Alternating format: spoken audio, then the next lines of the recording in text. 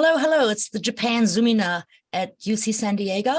It's April 18th in San Diego. That makes it April 19th in Japan. Ohayo gozaimasu over there, and good afternoon here.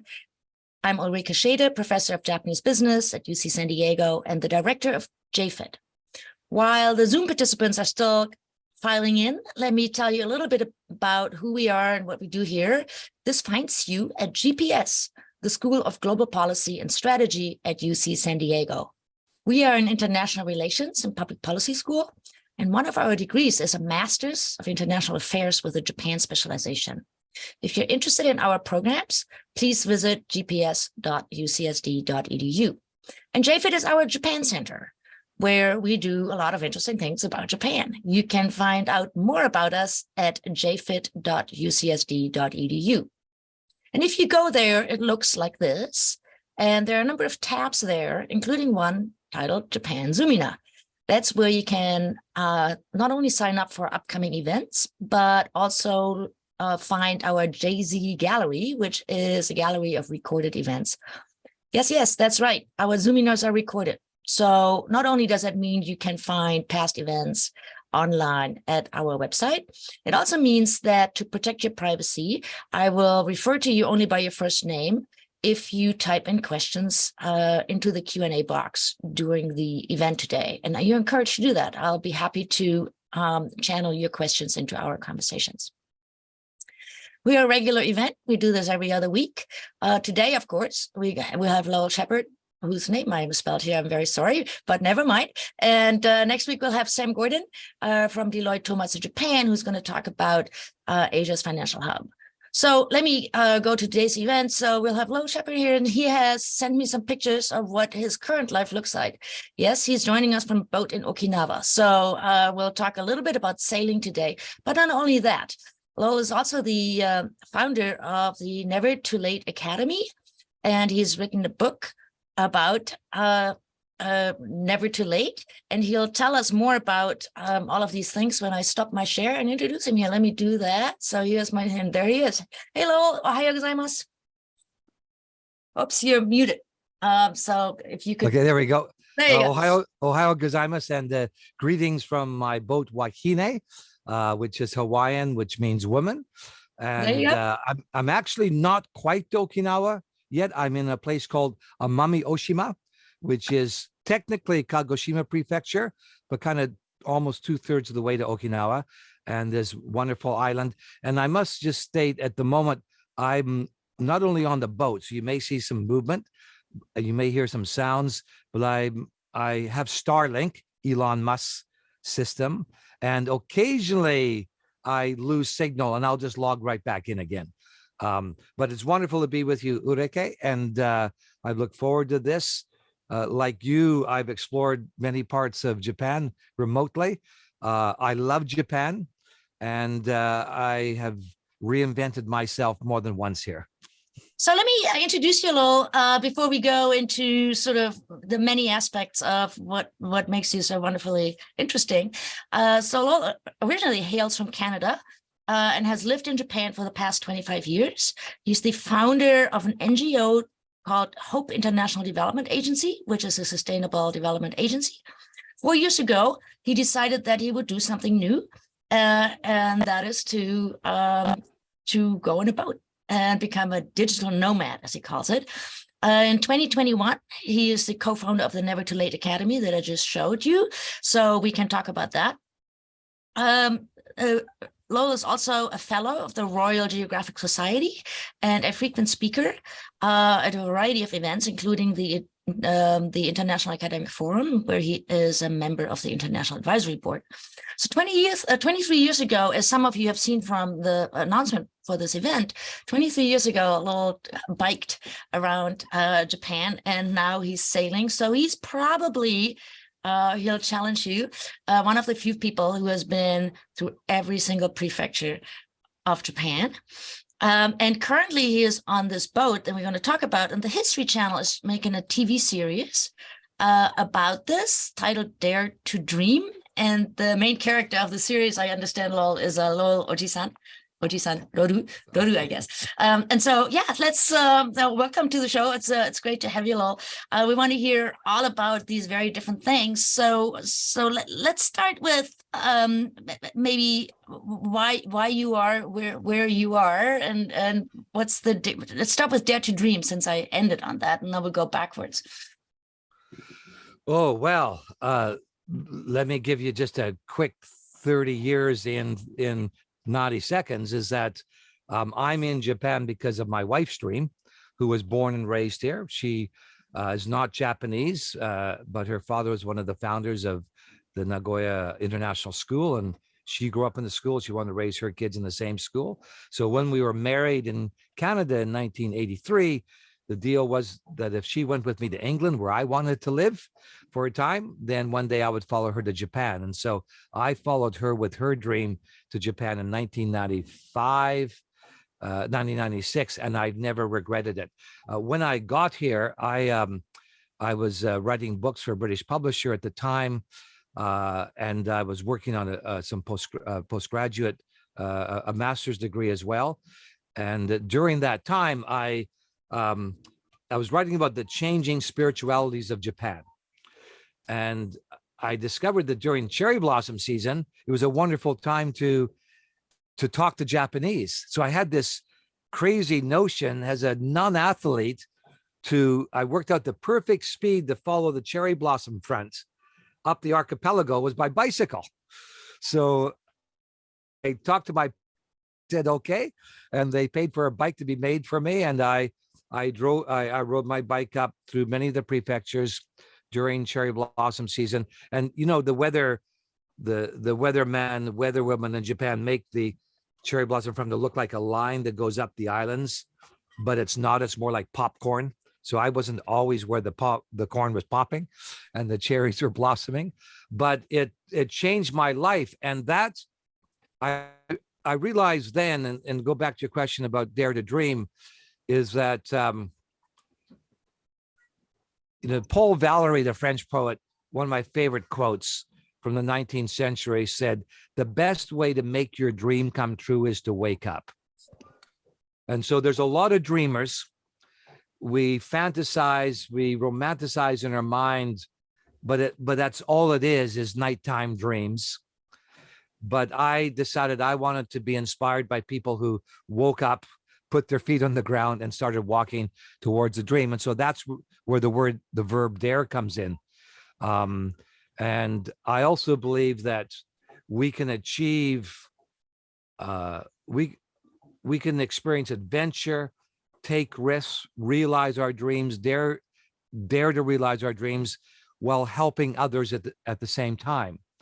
And so in the 90s, I actually founded a small NPO called Adventures with Purpose, where I started to take people on long distance bike rides once I discovered cycling. And but in the meantime, raising money for Hope International Development Agency as well. So like my mother and like my grandmother, I'm a dreamer, and like my mother and like my grandmother, they were always able to bring their dreams into reality. So so then you just mentioned hope. So can you tell us a little bit more about hope and what that was all about, or is all about? Yeah, Hope International Development Agency was founded in Canada in the late 70s by a group of folks there, initially responding to Ethiopia. And being Canadians, they wanted to go and see for themselves what the problem was, came back, realized that we could perhaps help by providing water. So it started. And then it grew in Canada. And I worked for Hope for the first time as a volunteer in Southeast Asia in the refugee camps in 1978, 1979. I then have been involved with Hope ever since. However, when I moved in a supporter, volunteer, board member, I helped started in the UK as a volunteer. When I came to Japan, my colleagues in Canada said, please come back and work for us in Canada again. I said, no, I promised my wife I'd move to Japan with her. So I'm here, but I'll see if I can raise a bit of money here in Japan. And so I got a group of friends together, Nagoya at the Hilton, and included the general manager of the Hilton, the principal officer at the U.S. consulate, who was there in a private capacity, my good friend Robert Roach, who founded Oaklawn Marketing, Shop Japan in Japan, and others. And we started Hope just to raise some funds to help with some projects. That grew to be in the top 2% of NGOs in Japan. Our mission is to help the neglected poor become self-reliant. And the reason I've stayed with Hope through all these decades in a variety of ways, and still on the board and in a volunteer capacity, still oversee activities in other parts of Asia to some measure, is that while we may be criticized for our marketing, our fundraising, can be told our website is awful, etc., our primary concern is with outcomes in the field. And I know hundreds of families. I've met hundreds of families. I know dozens of them still personally, who I saw them pre-clean water in places like Cambodia, Philippines, and the Ethiopia, our three main focus areas. And by gaining access to clean water, like helium in a balloon, it just gives a lift, and they become self-reliant as a result, and they themselves become givers. And it's just absolutely thrilling to see the difference that not only clean water makes, but when they are able to be self-determining. Isn't that what we all want? To be able to determine the course of our lives, to have the freedom, the power to choose. When you're in desperate poverty, the parameters are you're constrained. And I used to ask a very typical Western question with a family, hadn't got their well yet, but they were coming to the process of being selected and trained, etc. I would say, what's your dream? And just, it's an alien concept. Eyes glaze over, like they've never even thought about that. Then a year later, as now they're out of poverty, it just takes months for them to now, by having clean water, they're healthier, they're producing surplus food, which they sell. The kids are now going to school, thinking of Cambodia particularly. And now they're full of plans. They're going to do this and that, and they're building a bigger house. And you know, Ulrike, one of the first things I notice is that when a family comes out of poverty, and I come back a year later to visit them, I mean, we have staff on the ground year round working with them, Cambodian staff. But when I come back and visit them again, they're often in a new house that they built, but they planted a flower garden. And for the first time, they can now enjoy the luxury of the aesthetics around them and beautify their surroundings. And just, you know, I still get a tingle. You know, I think of families, many names coming to me now that their lives have changed, and that's what Hope is about. So the people who came into Hope in Japan, people like Mike Elfont, who you've had on the webinar, other people like Harry Hill, Robert Roach has helped us, Robert Clare, Paul Dupuis, Stephen Houck, and others. They've all joined and they've stuck with Hope because they get it. And it may take us a while to gain a supporter's trust because there's so much suspicion about nonprofits and etc. Once people join Hope, they're usually in it for the long term. And that's what we're concerned with, is long-term relationships. So it's satisfying and gratifying part of my life is to be involved with Hope. And are there many people in Japan that are involved in Japanese that are involved in Hope, or is it just something that happened in Canada? No. So now we're a Ninte NPO in Japan. And so our staff is pretty well all Japanese. We have several staff in the Nagoya office. Our supporters are both Japanese and foreign. We have three main cities of activity.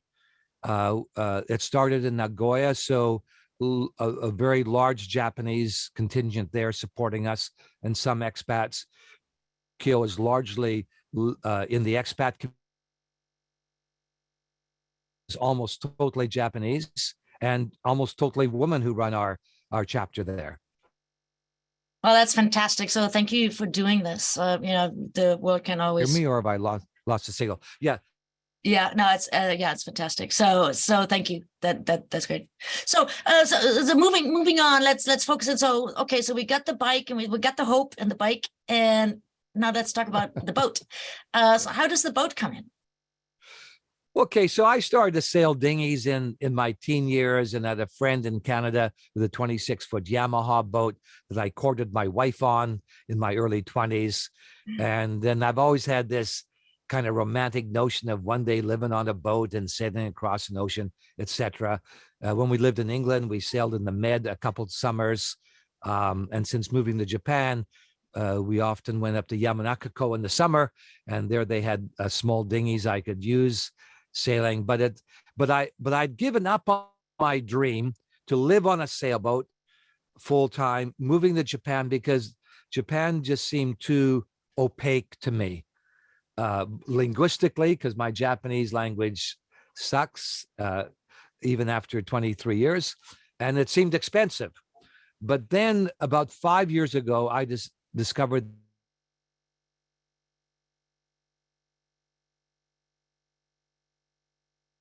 Well, I hope Lowell will be back. Sorry, we just lost you. So 5 years ago, you discovered it? Okay, am I back now? Yes, you are. Yeah. So I discovered the Tokyo Sail and Power Squadron, and through them, I was able to get my boat operator's license and meet other sailors. And then I discovered that it's not as expensive as I thought in Japan. And so I was approaching, my mid 60s. I realized it was time for somebody else to lead Hope, who had better Japanese proficiency than me. And so on my 64th birthday, I made 3 announcements. And 2 months before, I announced the date of my birthday party and that I would make 3 announcements. So there was some speculation for 2 months what I was going to announce. And I announced 3 things. Number 1 is somebody else needs to take over the leadership of Hope to take Hope to the next stage. So the board was going to start to look for somebody. Secondly, I was going to return to speaking and writing, and I set up an ethics consultancy called Navigate 22, or I would do in the future.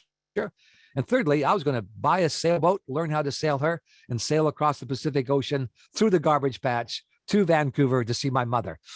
And all that before I was 70 years old. So that was in when I turned 64. Then we ended up finding somebody to take my place in Hope months before we had planned to, Jeff Bear, who has been a great addition to the team and just the right choice at the right time. So then it brought me into early 2020, and there was no time to start Navigate 22 in the midst of a pandemic. And I also found a boat a year earlier too, the boat I'm on.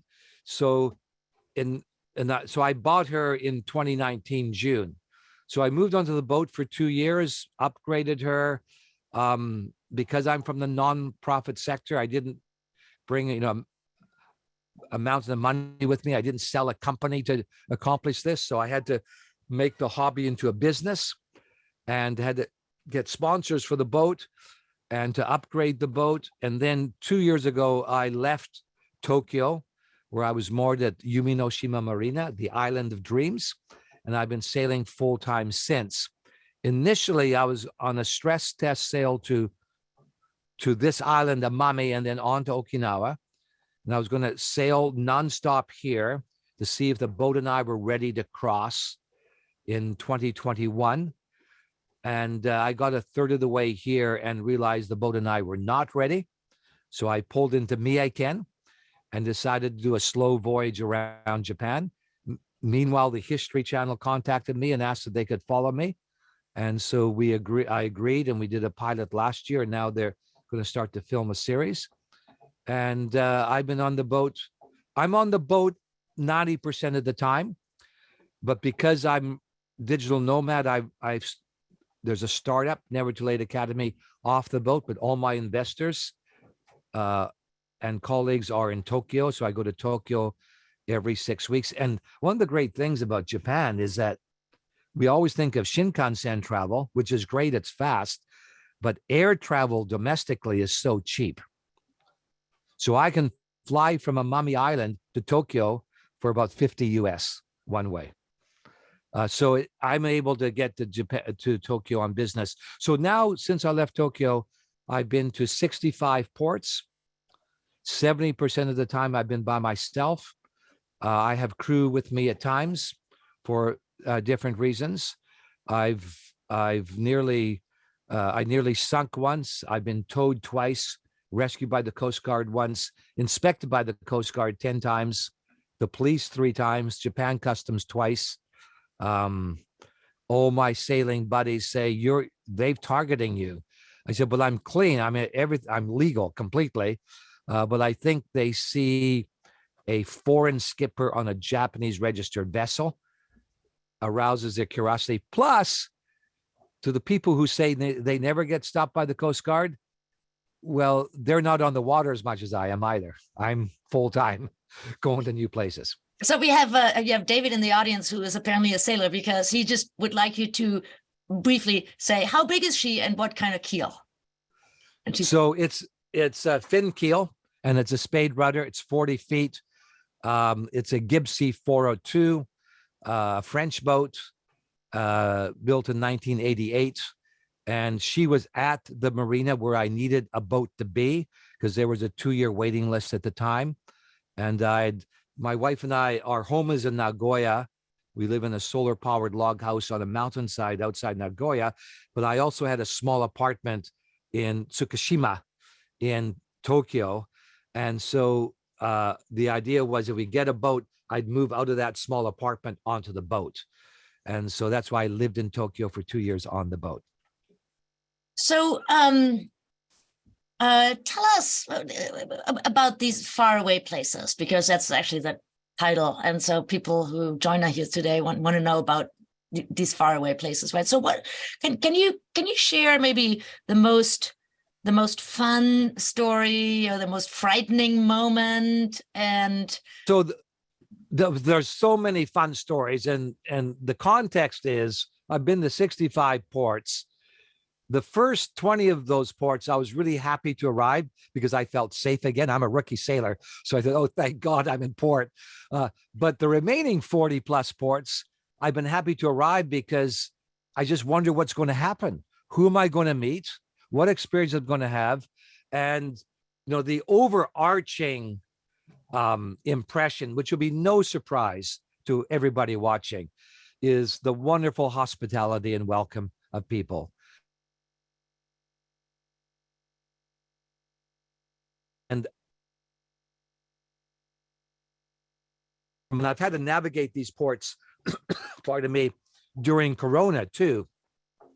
I see my internet connection is unstable again, but I'll just keep going. So let me tell you the one story. I'm rounding the southwestern tip of Shikoku, Tosa Shimizu. I've come from Kochi, and I'm trying to get to Oita, because in Oita is the only marina that will allow me to lift my boat out of the water to be inspected to get a higher level of certification. I tried to go to Osaka to do it. They said, Dame, Corona, you're not allowed here. So I was making my way around. As I round the Cape and about to go into Tosa Shimizu, I'm about an hour out of port when I see a Coast Guard ship coming out, kind of, perpendicular to me. It's a couple miles away. I see it stop. I see it look towards me, come towards me. I said, okay, this is going to be inspection number 6, this time at sea. They come, and it felt aggressive, as they were in this big boat and I was in my small boat, and we were bobbing around, and they passed over a basket on a long rod. I had to put my papers in. And I have a good friend in Tokyo, a professional captain, who I always phone him at these times. And he got on the phone to them and explained, they want to know, why do you have radar? Why do you have VHF radio, etc.? So after 3 hours inspection, they said, okay, everything's fine. And so they let me go. So I then pulled into port. I moor the boat, get it settled down. It takes a few hours. Then I go out looking for an izakaya that evening, knowing it's Corona. So I got to be careful. I read the sign to see if they're disallowing from out saw many of those signs. So I find in izakaya there's no sign. I go in, there's 6 stools, 2 are occupied, and by 2 men. And the one guy suddenly stands up, he looks at me, and he says the name of my boat, Wahine. It's the Coast Guard guy. It's a Coast Guard guy. and he's had a few beers now, so his cheeks are red. And he stands up and hugs me like I'm a long lost brother. Then he disappears, like runs out of the pub, and I sit down, and the OG-san who's running the pub asks me what I want, and I ask for some yakitori, etc. Then suddenly the guy appears with a Coast Guard T-shirt and says, "Next time we stop you, wear this."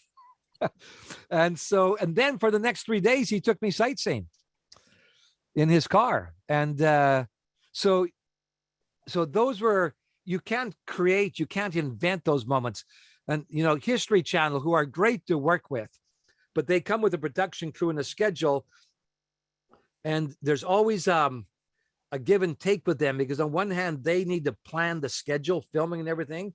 But I said, you got to leave space for me to breathe and just encounter the unexpected, because that's what Uncle Lowell's voyage is all about. It's the unexpected. So, I've many, many more stories, but that probably epitomizes both the bureaucracy and the rigidity of institutions, i.e. Coast Guard, but then the utter friendliness and welcoming of the people. And, maybe I'll say, I've always asked 3 questions. And I used to give long, complicated answers, and my Japanese is not capable of that. And so now I give simple answers. I say, they say, what's your job? What's your favorite food? And do you have a girlfriend? So my answer to the 3 questions now is, watashi wa YouTuber. I'm a YouTuber, because then at least I'll get some subscribers from my channel. Secondly, and absolutely true, I say favorite food, oyakodon, my favorite food, and big smile. And even if it's not on the menu, they often make me oyakodon. And thirdly, I say, yeah, I have a girlfriend. She's really expensive. Do you want a picture of her? And I say, every day she's asking me for money. So usually in a bar, they'll gather around and I show a picture of my boat. Because my boat is my girlfriend, and it's the girlfriend my wife is happy about. So,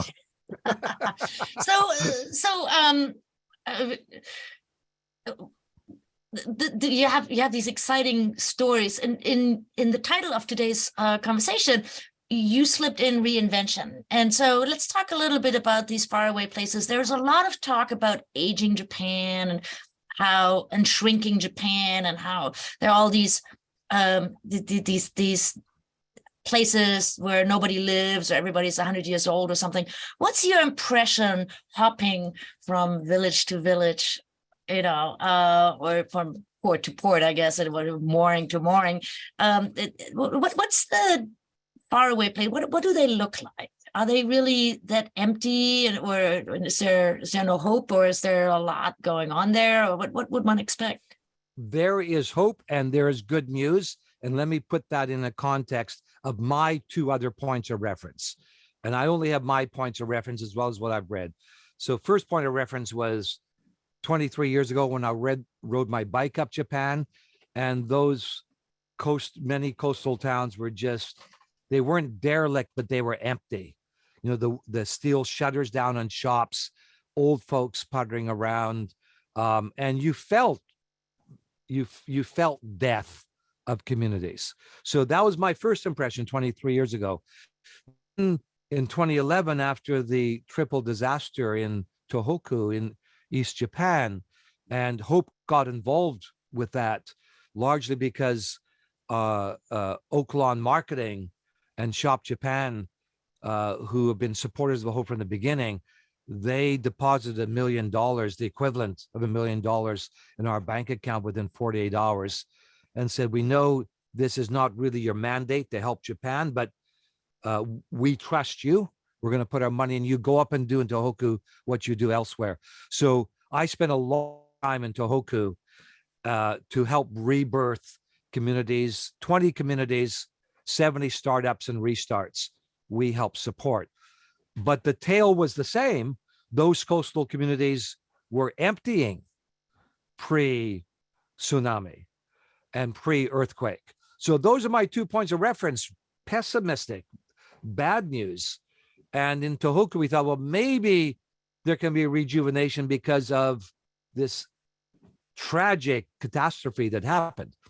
But now on this trip, what I've impressed, and I think this is it's been fueled by the pandemic with remote working, but I've witnessed a migration of people of all ages into remote areas of Japan.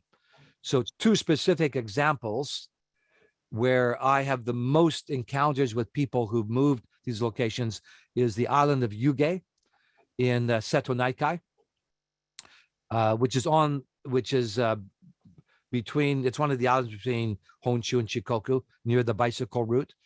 And there, just this very lively community with young couples coming in, retired rock stars from the UK is there, pharmaceutical billionaires move there, and it's a rejuvenation. And the city hall is actively luring people with cash payments and then grants to help them not only buy a house but to restore a house. So I know a young man there, 22 years old, who bought an old farmhouse for Jugoman, 1,500 US, and then got a 2 million yen grant to upgrade it. So Yuge is one example. And then the island I'm on now in Mamioshima, meeting both foreigners and Japanese who have moved here and started new lifestyles. And in many cases, the people I've met have been able to do this because they don't have to go to an office anymore. Or if they do, I think of a friend actually in Oita who bought a sailboat. It was cheaper to keep it in Oita. So he has it at the marina beside the airport. He goes to Tokyo once a month for a week on one of these $50 airfares.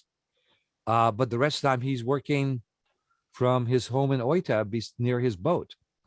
Yeah, I was in Tokyo earlier this year for a while, and I met several people, including one who's a financial type or consultant or something for many, many years, and then moved to Kyushu. And I asked him, so how's Kyushu? And he says, it's absolutely wonderful. I wish I had moved there much sooner. Mm. So there's not only is there this migration, but it is also, there's some sort of enthusiasm. Although the data indicate that the move out of the big cities is usually by men, whereas women are still moving into the big cities because it's easier for them to have a career in Tokyo.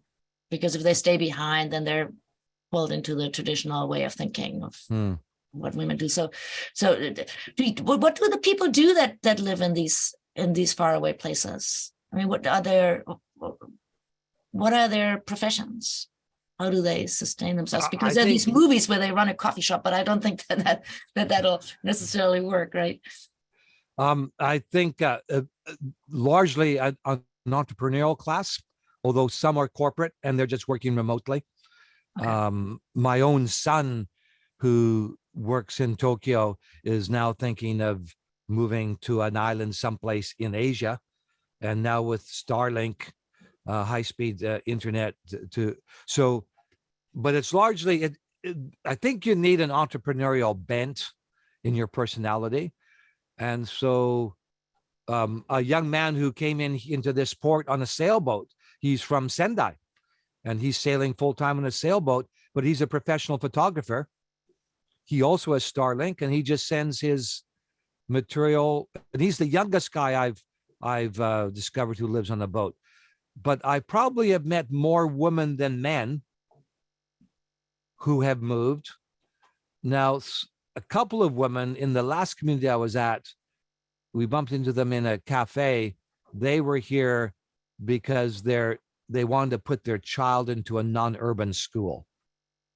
So I didn't ask many questions, but I assumed the husband is still working in the city but they wanted, and maybe it was a problem student too. I've come across those situations where students who are struggling in school in the city are often sent to country schools and homestay for 1 or 2 years. But it's an entrepreneurial class largely, I think. Interesting. And what happened on this island? The smallest island you've ever been on was what, 59 people or something like that? Yes, I've been on smaller islands that have been uninhabited on a short term, but Akusekijima, which is in the chain of islands between Yakushima and Amami, and it's right beside Suwanosejima, which is the active volcano right now. It's been active. And I was doing 180 mile, about a 300-kilometer nonstop, encountered a storm, lost my engine, had to take refuge, got the engine going, and had to escape to Akusekijima, and came in on a day when there were high waves. There's a ferry once a week that brings groceries to this island. It was to arrive on the day I came, but it doesn't come when there's waves over 3 meters. I came in, I surfed a 4-meter wave into that tiny harbor, and it was tokidoki kawaii. It was scary. But when I got there, and the next morning the sun shone, and I was there 3 days to repair the boat, and I took a lot of damage, lost some of my solar panels and other damage. But these few dozen people were so hospitable, and it was like a mini society, a micro society, and a rhythm there that it was Japan, of course. They spoke Japanese, but they lived next door to an active volcano. They raised Wagyu beef. There's more wild goats on the island than there are people. There's numerous onsen, hot springs.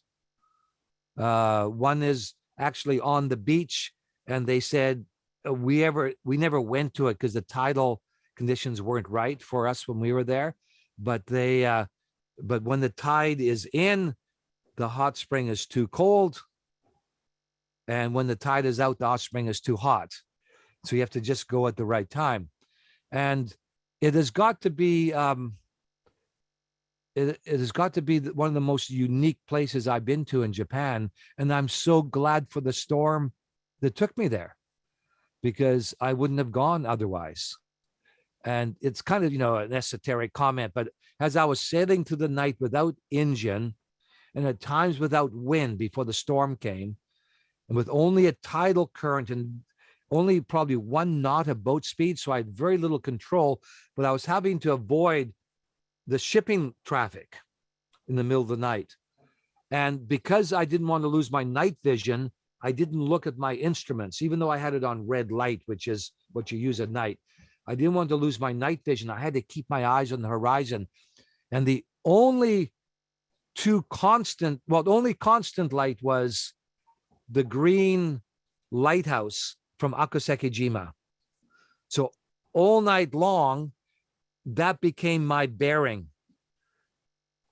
I knew where that island was. It was like all night long, it was saying, come here, come here. The only other lights I saw was ships, so I had to keep my eyes on them, and the glow from the volcano of it suddenly bursting orange and then dying down, and bursting orange and dying down.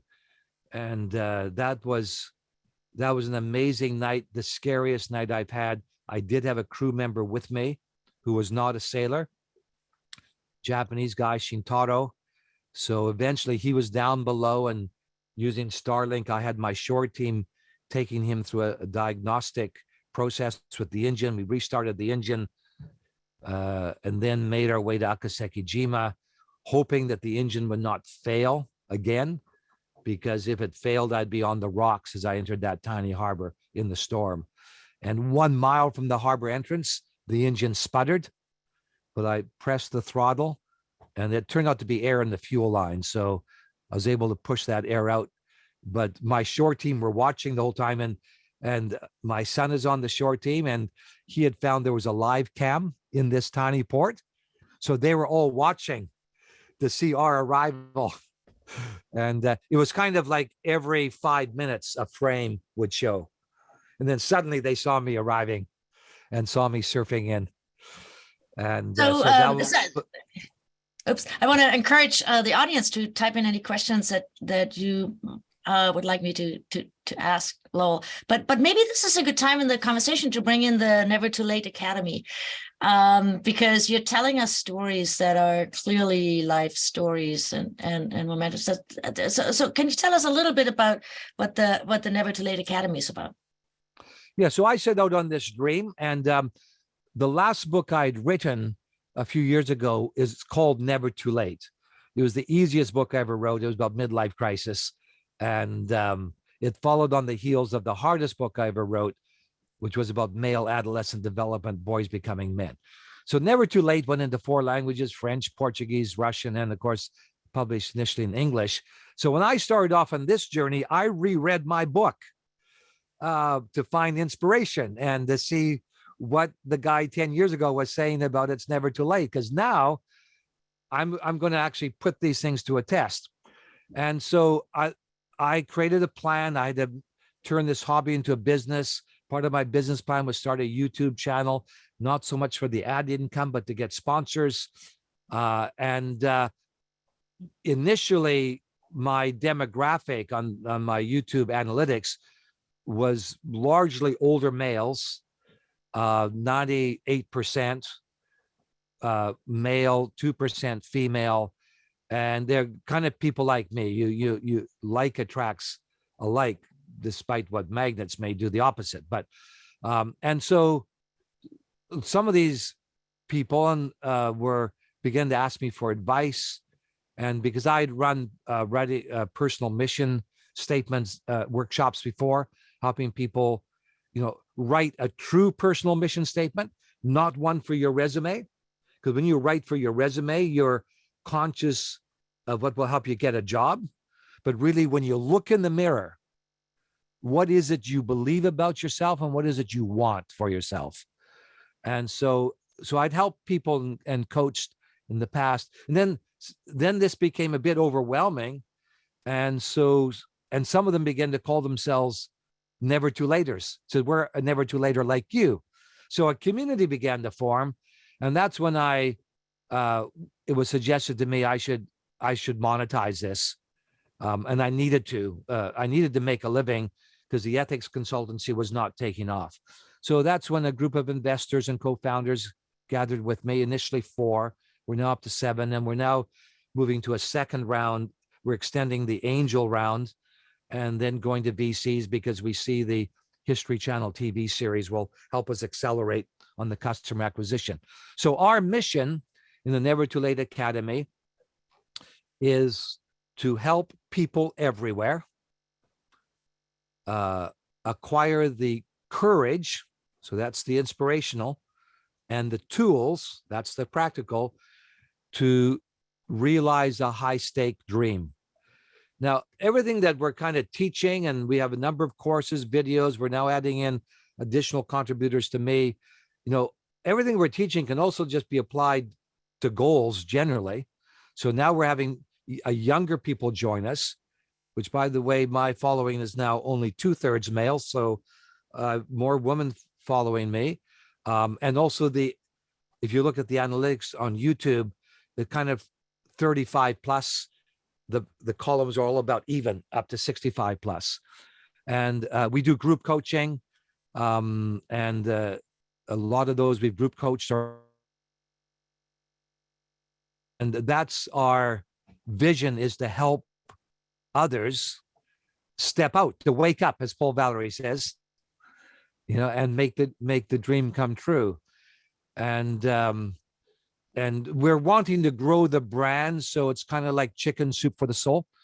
So there can be a number of themes within the general heading or the 4 Dummies book series. So we're doing future courses with other contributors on other subjects. It's never too late to do this, never too late to do that. For me, it's very much a high stakes dream that is dangerous physically and dangerous financially.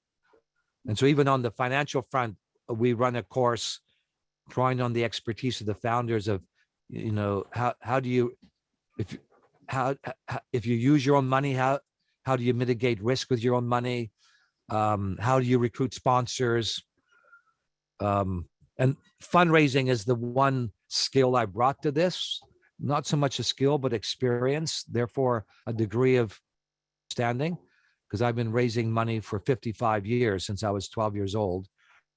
Whereas I know nothing really about sailing, diesel engines, navigation, YouTube channels, iMovie, all that I've had to learn. So I've done a lot of training, helping people acquire the funds they need to realize their dreams.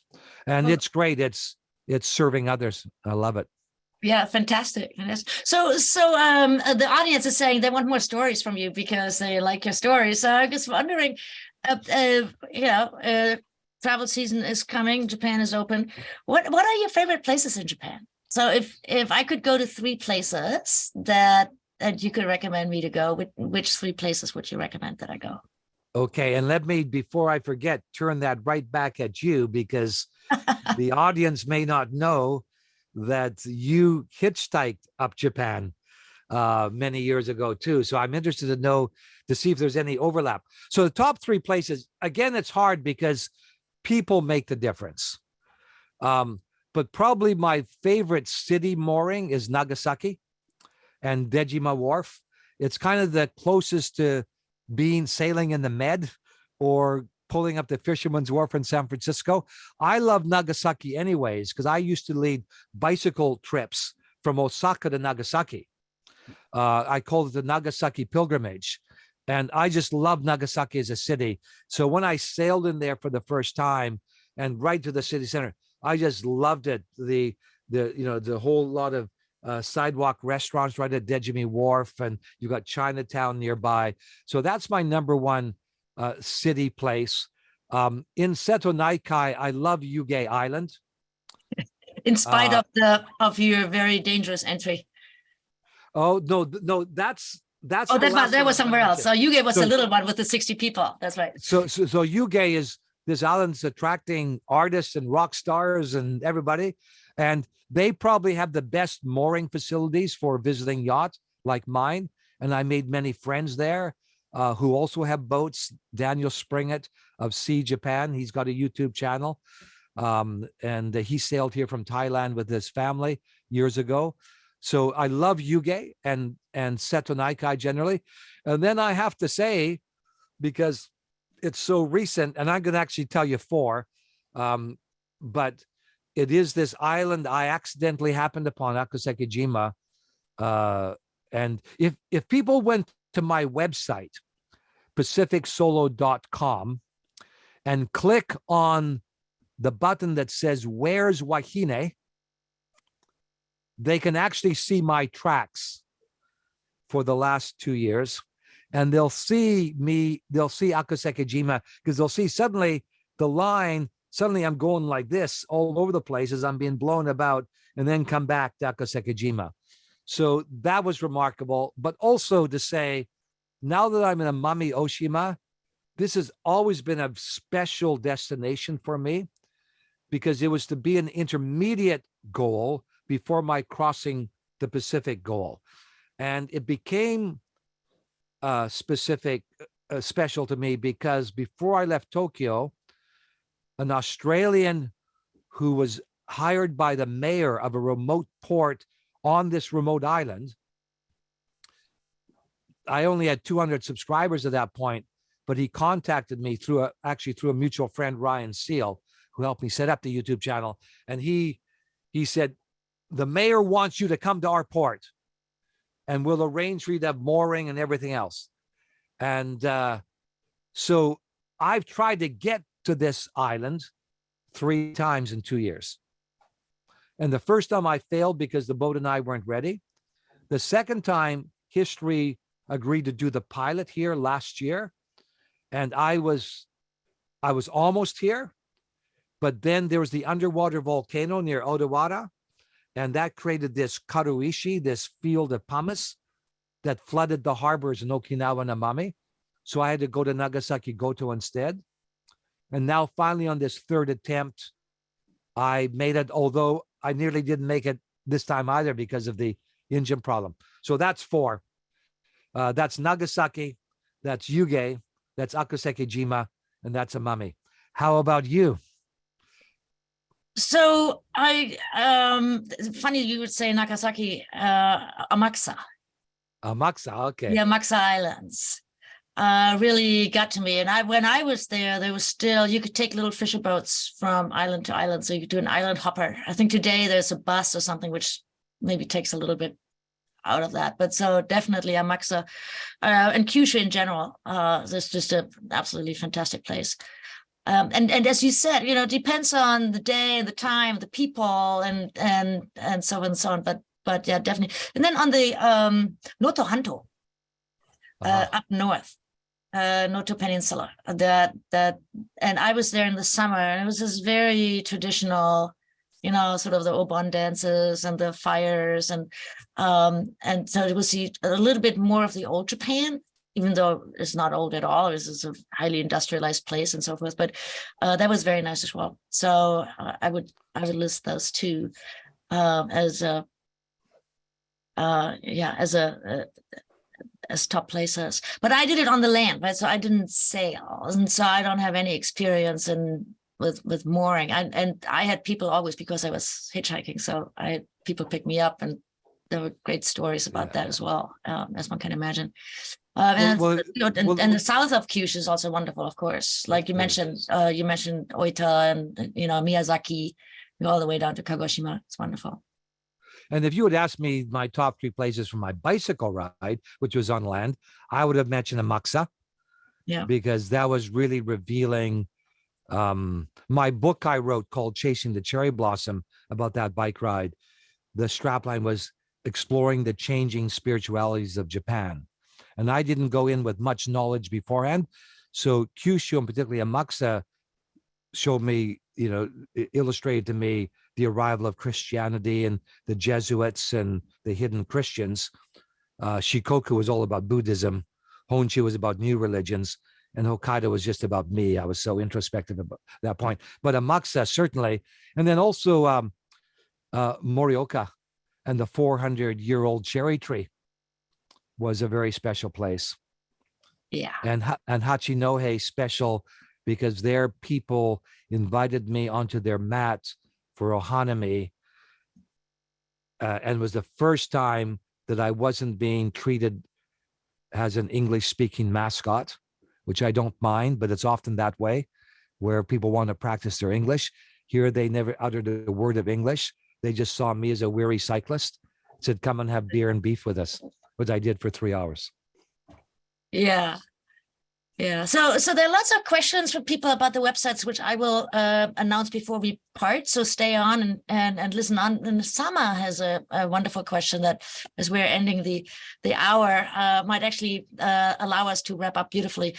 The question is, what's the most beautiful interaction you've been a part of, or what's the most beautiful natural scene you've seen? Well, it is a great question, and again, I almost have to go through the 65 ports. And certainly my Coast Guard story, that was beautiful. But another one would be, and this would be illustrative of many encounters.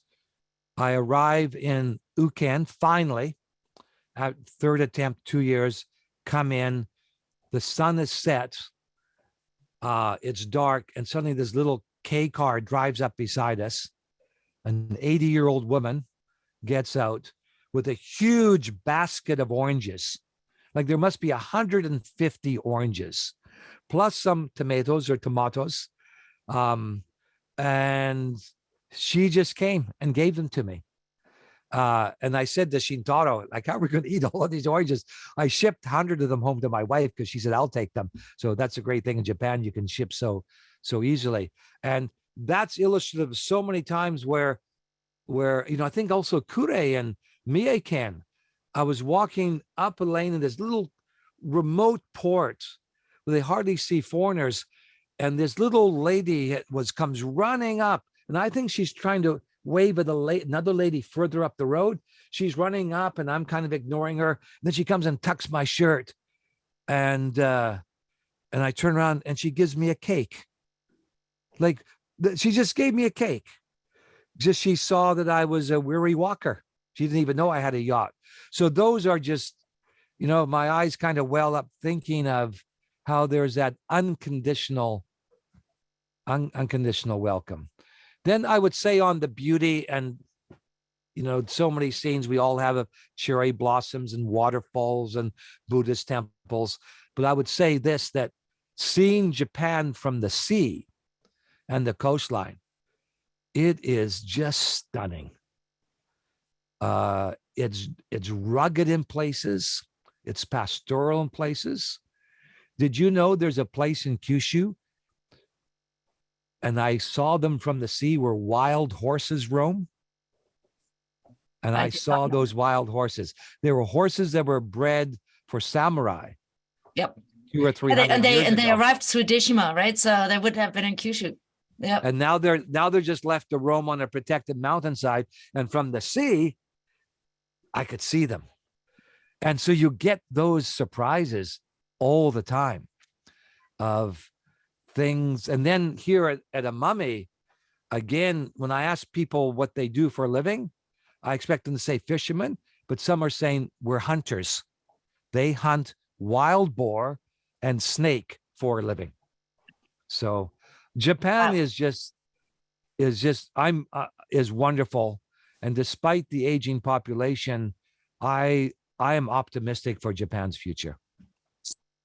Well, that is a wonderful way to end this conversation, Lowell. That's fantastic. So let me answer all these questions. Website again, please. So it's pacificsolo.com. pacificsolo.com, and they can track me, and that will have links to the YouTube channel. The Pacific Solo YouTube is also in Facebook. And then it's the Never Too Late Academy. .com, and there they can check out the resources, and at the very least sign up for the newsletter.